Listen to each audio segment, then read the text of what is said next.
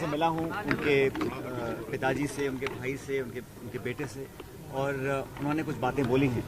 मैं तो उतना ही कहूँगा कि उनका दुख बांटने आज हम सब लोग आए थे, और इस पूरे प्रकरण में एक बहुत ही निष्पक्ष और एक समय सीमा बांधने के बाद एक जांच होनी चाहिए। जो भी तथ्य इस प्रकरण के अभी तक सामने आए हैं उसका संज्ञान लेते हुए एक थरो इन्वेस्टिगेशन हो, और मुझे लगता है कि पीड़ितों को न्याय मिलना चाहिए। न्याय देने के लिए न्यायपालिका है, पुलिस है, प्रशासन है, सरकार है, और मैं चाहता हूं कि जिम्मेदारी से इस पूरे प्रकरण का, क्योंकि इसमें बहुत सी ऐसी बातें कही गई हैं, बहुत से आरोप लगाए गए हैं, कुछ स्टेटमेंट्स हैं, कुछ लिखित स्टेटमेंट्स हैं, कुछ वीडियो स्टेटमेंट्स हैं, उन सब की जांच होनी चाहिए, सच्चाई का पता लगा जाना चाहिए। और परिजन जो आज इतने दुखी हैं, और इनका बहुत ही गरीब परिवार से हैं, आप सबने देखा होगा, तो दुखी मन से किसी ने आत्महत्या की है तो ये बहुत बड़ा एक मसला है, मैं समझता हूँ। और इसमें हम सबकी जिम्मेदारी बनती है कि जो भी इसमें आरोपी हैं या नहीं हैं, इसकी भी निष्पक्ष जांच होनी चाहिए, और इस परिवार को विश्वास दिलाना हम सबकी जिम्मेदारी है कि न्याय मिलेगा और न्याय डिले नहीं होना चाहिए। अभी बता रहे हैं कि इसमें कुछ लिपापोती करने की बात सामने आई है या कुछ इनकी सुनवाई ढंग से नहीं हो रही है, तो मैंने अभी सबसे मुलाकात की है, अपना इनका दुख बांटने की कोशिश की है, और मैं उम्मीद करता हूं इस प्रकरण में बहुत जल्द न्याय मिलेगा। और जो भी सरकार को कदम उठाने हैं उठाने चाहिए, और पुलिस प्रशासन को बिना दबाव के निष्पक्ष होकर एक जांच गठित करनी चाहिए, ताकि लोगों के मन में विश्वास कायम रहे। जो व्यवस्था हमारे प्रदेश में है और देश में है, उस व्यवस्था से इन लोगों का मन हटना नहीं चाहिए। इसलिए सभी एविडेंस को, प्रमाणों को, सर्कमस्टेंसेस को सबसे बात करने के बाद एक जांच गठित हो और न्याय लोगों को मिले, इस परिवार को न्याय मिले, ये हम सब सामूहिक रूप से मांगते हैं।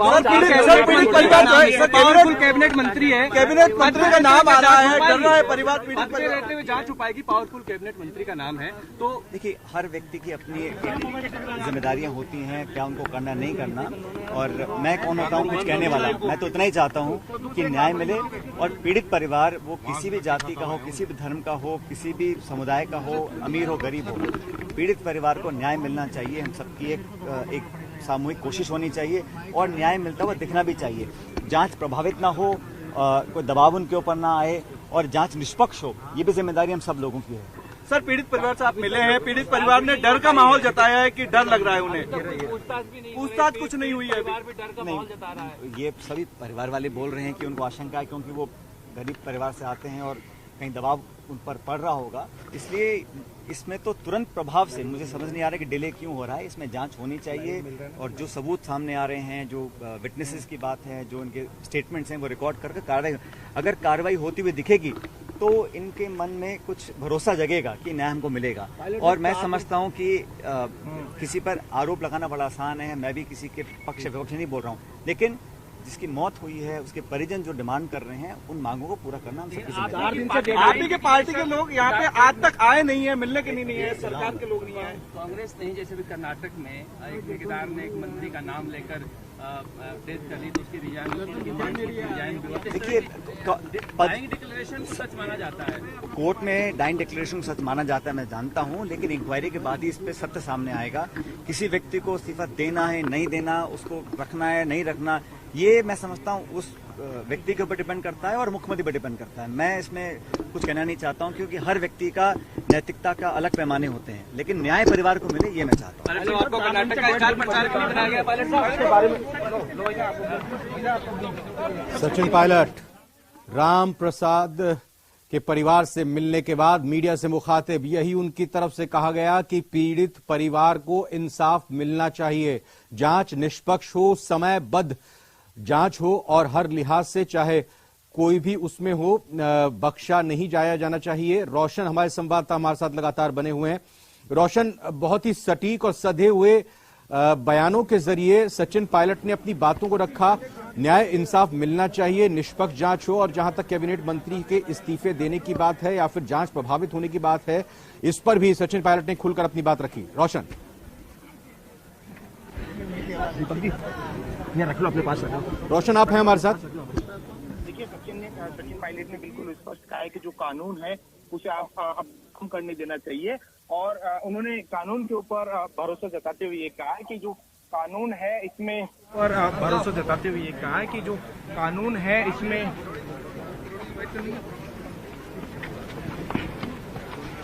आप बोले रोशन।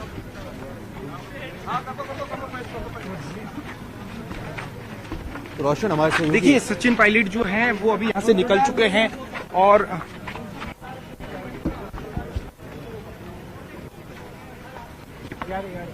आप बोलिए रोशन, बोलिए।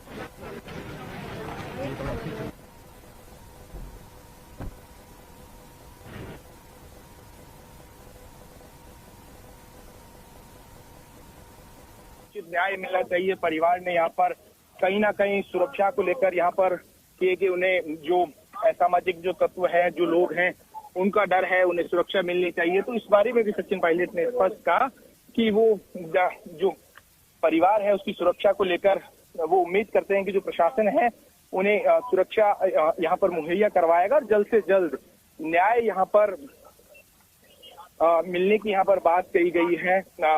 कुल मिलाकर सचिन पायलट अब यहाँ से निकल चुके हैं। हम एक बार फिर जो किरोड़ी मीणा है हम उनसे बात करने की कोशिश करेंगे। किरोड़ी मीणा यहाँ पर कुछ कहते हुए यहाँ पर आ रहे हैं। हम सीधा किरोड़ी मीणा के पास यहाँ पर चलते हैं। जी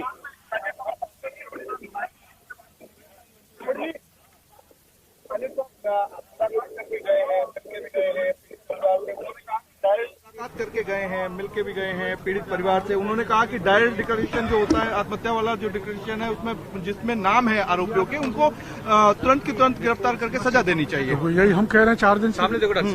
जो सत्ताधारी दल के जो महत्वपूर्ण नेता पीसीसी चीफ रहे हैं और राजस्थान के उप मुख्यमंत्री रहे हैं, वो जो बात कह रहे हैं और वही बात परिजन और धरनार्थी दोहरा रहे हैं, उसी दिन से कह रहे हैं। और आज जाके पुलिस ने 3 लोगों को राउंड अप किया है और इसको रामप्रसाद को मजबूर किया गया।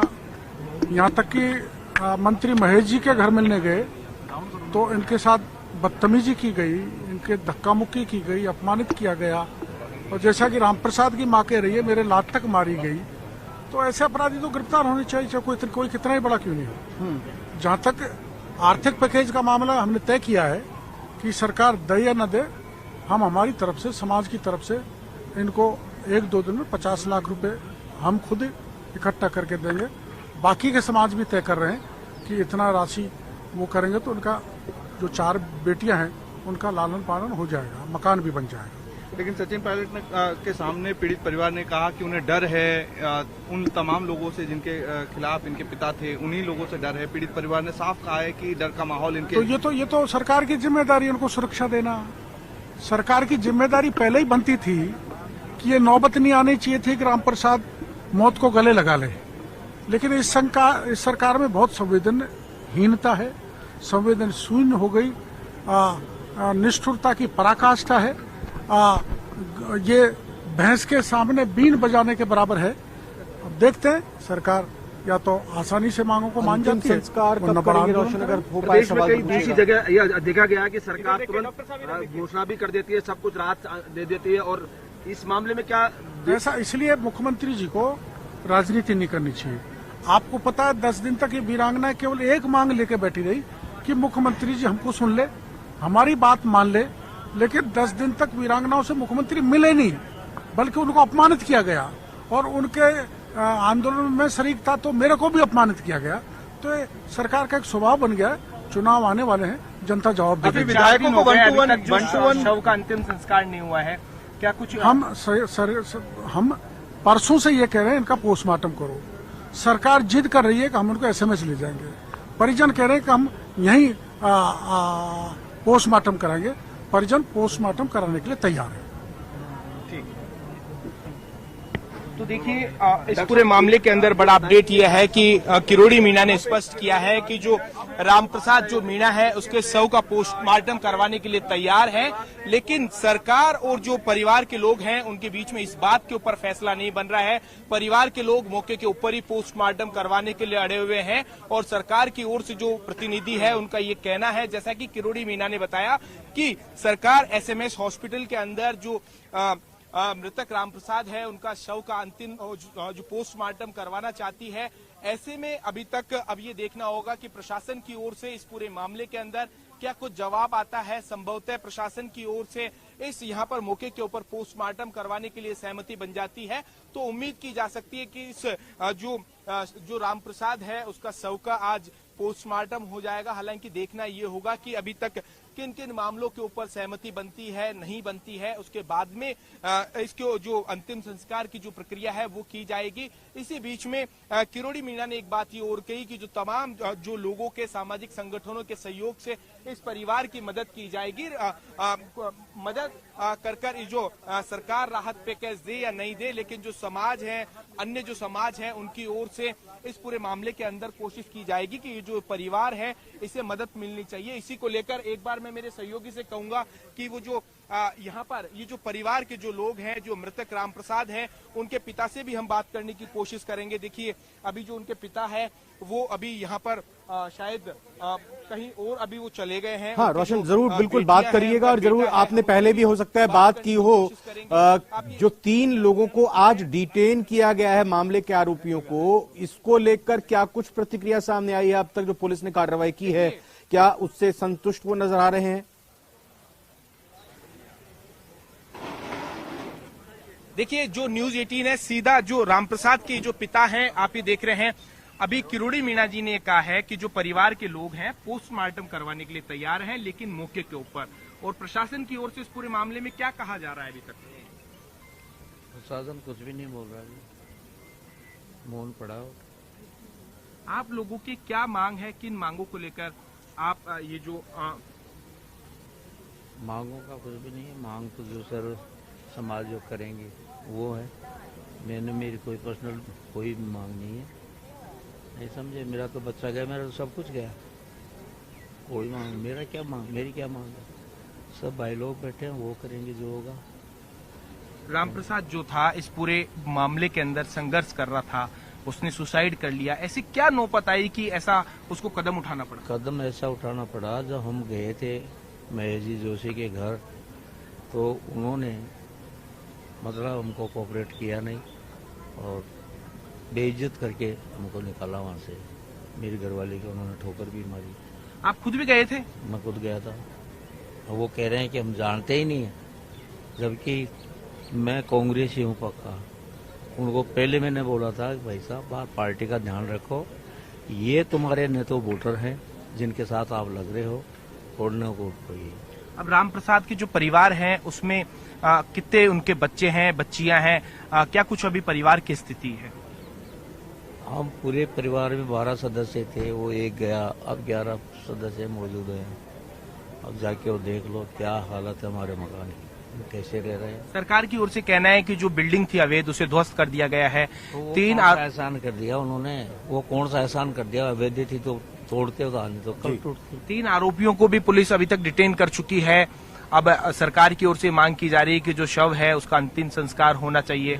मुझे तुम टॉर्चर मत करो। देखिए आप जो भी रामप्रसाद हैं उनके पिता हैं और आप बिल्कुल दुखी हैं परिवार वाले, और चूंकि अपने बेटे को खोया है उनका दर्द समझा जा सकता है। और फिलहाल न सिर्फ सचिन पायलट ने मुलाकात की पीड़ित परिवार ने, बल्कि किरोड़ीलाल मीणा भी वहां पर लगातार मौजूद हैं और इस बड़ी खबर पर लगातार न्यूज 18 राजस्थान की नजर रहेगी। लेकिन फिलहाल एक बड़ी खबर का और रुख कर लेते हैं। जम्मू